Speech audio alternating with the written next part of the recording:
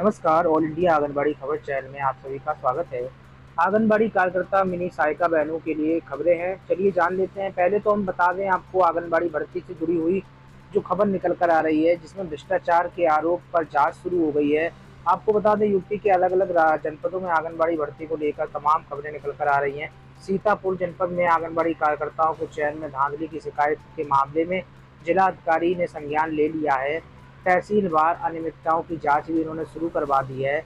इसमें फर्जी आय प्रमाण पत्र लगाने के वाले आवेदक रडार पर आ चुके हैं। सूत्रों के अनुसार जांच शुरू होने से ऐसे आवेदकों में खलबली मची हुई है जिन्होंने सिफारिश के दम पर नियुक्ति हासिल की थी।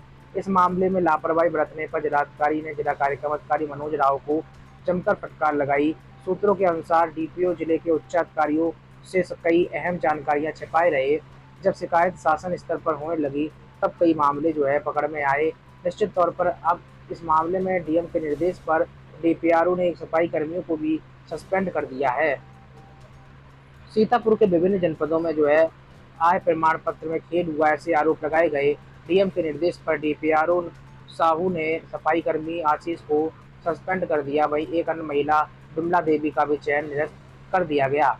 अब जांच में बहुत सारे जो है खुलासे होंगे और बहुत सारी कार्रवाई भी हो सकती है। जिला प्रशासन के अधिकारियों के मुताबिक चयन प्रक्रिया भले पूरी हो चुकी हो, लेकिन अंतिम मान्यता तभी मिलेगी जब सभी प्रमाण पत्रों का भौतिक सत्यापन और पुलिस वेरिफिकेशन सफलतापूर्वक हो जाएगा।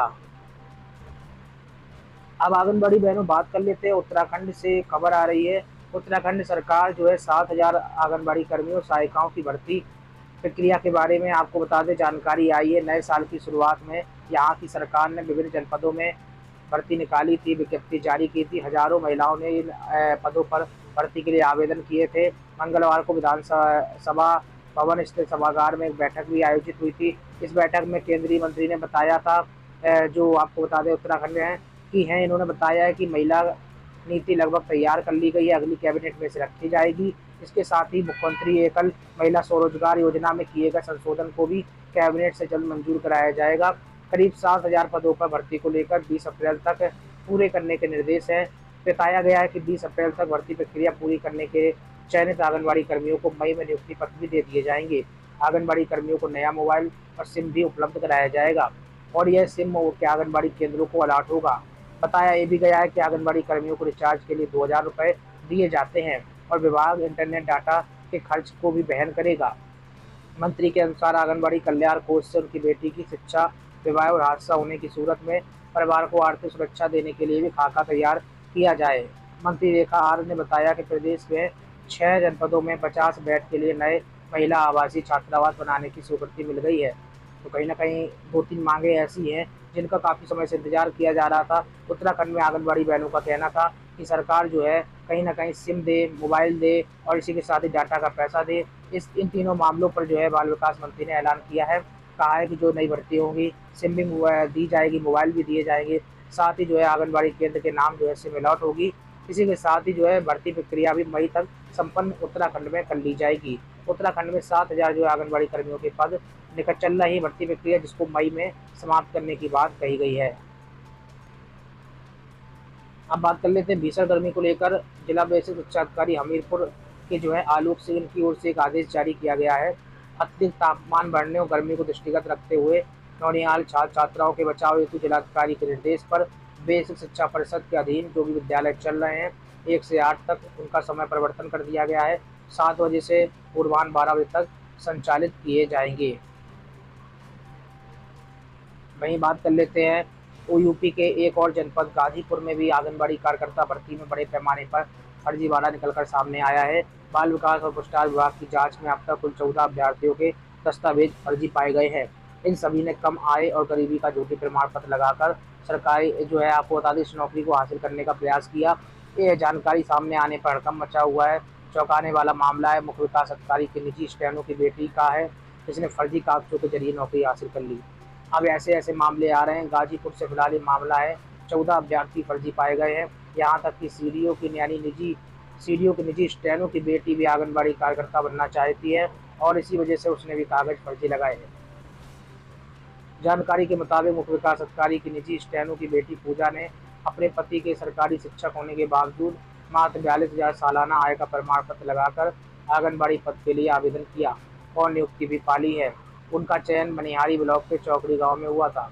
जब मामला उजागर हुआ तो विवादों से बचने के लिए उसने त्यागपत्र दे दिया। आपको बता दें, गाजीपुर में आंगनबाड़ी भर्ती प्रक्रिया की निगरानी खुद मुख्य विकास अधिकारी ने की थी। वे इस चयन समिति के अध्यक्ष भी थे। चयन प्रक्रिया के दौरान सैकड़ों आवेदन आए, जिनमें से कई में फर्जीवाड़ा सामने आया है। शिकायत के बाद विभाग ने जब दस्तावेजों की जांच शुरू की तो 14 लोगों के फर्जी प्रमाण पत्रों का पता चला। कई अभ्यर्थियों ने अपने परिवार की वास्तविक आर्थिक स्थिति छिपा दी। इनमें सरकारी शिक्षक, सेना के जवान, पुलिसकर्मी, ग्राम प्रधान, कोटेदार और अन्य प्रभावशाली लोगों के रिश्तेदार शामिल हैं। सभी ने खुद को गरीब दिखाकर आंगनबाड़ी पद हासिल करने की कोशिश की। अब समझा जा सकता है, वास्तव में जब एक छोटी नौकरी के लिए ऐसे ऐसे लोग आवेदन कर रहे हैं जो अपनी आय को छुपाकर नौकरी प्राप्त करना चाहते हैं, तो समझा जा सकता है कि जो सरकारी नौकरी होती होगी तो उसमें किस तरीके से जो है पहुंच का इस्तेमाल किया जाता होगा। आपको बता दें, जब गाजीपुर में मामला बाहर निकलकर सामने आया तो हड़कंप मचा हुआ है। दरअसल इन्होंने कागजों में खेल किया।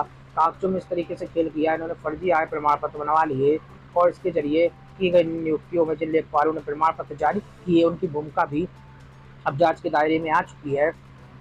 लेखपालों ने सेटिंग गेटिंग के जरिए जो है प्रमाण पत्र बनवा दिए। तहसीलदार ने मोहर लगा दी और प्रमाण पत्र वैलिड हो गया और जाकर वो नियुक्ति वाले कागज में लग गया। यानी कि जो प्रमाण पत्र होते हैं, अभिलेख वेरिफिकेशन होता है, उसमें लगा दिया गया। अब इस मामले में जो है कहीं ना कहीं राय तो अधिकारियों ने ही दी होगी और ऐसे में दोषी कौन पाया गया है? दोषी अधिकारी तो नहीं पाए जाएंगे डायरेक्ट तौर पर। इसमें जो है जो अभ्यर्थी है वही दोषी पाया गया। ऐसे लोगों के खिलाफ क्या सरकार को मुकदमा दर्ज कर 420 और अन्य धाराओं में मुकदमा दर्ज कर जेल भेजना चाहिए या फिर नहीं? कमेंट बॉक्स में आप लोग प्रतिक्रिया रखें। चैनल को सब्सक्राइब कर लें, लाइक और शेयर करना मत भूलें। वहीं आपको बता दें, सूत्रों के अनुसार जल्द ही इन पर भी कार्रवाई हो सकती है। मुख्य विकास अधिकारी संतोष कुमार ने बताया, जांच में जिन अभ्यर्थियों के प्रमाण पत्र फर्जी पाए गए उनकी नियुक्ति निरस्त की जाएगी। साथ ही जिन कर्मचारियों ने गलत प्रमाण पत्र जारी किए हैं उनके खिलाफ भी सख्त कार्रवाई होगी। किसी भी तरह की गड़बड़ी बर्दाश्त नहीं की जाएगी। तो यहाँ पर एक बड़ी बात क्या निकल कर आई, सीडीओ के अनुसार सीडीओ ने कहा है कि अभ्यर्थियों के फर्जी प्रमाण पत्र जो है उनकी नियुक्ति तो निरस्त कर ही दी जाएगी। बाकी जो कर्मचारी ऐसे हैं, जैसे लेखपाल हो गए, अन्य कर्मचारी हो गए, जो गलत प्रमाण पत्र जारी करवा रहे हैं, उनके खिलाफ भी सख्त कार्रवाई होगी। उत्तर प्रदेश में आंगनबाड़ी कार्यकर्ता की भर्ती स्थानीय महिलाओं के लिए एक अहम अवसर माना जाता है। यह योजना खासकर गरीबों, जरूरतमंद महिलाओं को आर्थिक सहायता और समाज सेवा का मौका देती है। लेकिन इसमें एक बड़ा फर्जीवाड़ा देखने को मिला है। गाजीपुर जनपद में जो है फर्जीवाड़ा जो निकल कर सामने आया, इसमें पता चल रहा है कि सरकारी भर्तियों में सुधार की सख्त जरूरत है। यानी कि जो मानदेय संविदा वाली भर्तियां उनमें भी जो है इस तरीके से भ्रष्टाचार हो रहा है। तो बड़ी भर्तियां होती होंगी तो उसमें किस तरीके से खेल होता होगा ये समझा जा सकता है। यानी कि यहाँ पर देखिए, शिक्षक हो गए, सेना के जवान हो गए, पुलिसकर्मी हो गए, ग्राम प्रधान हो गए, कोटेदार हो गए, अन्य प्रभावशाली लोग जिनके परिवार में जो है महिला है, उन्होंने जो है फर्जी प्रमाण पत्र के सहारे जो है चयन प्रक्रिया में खेल कर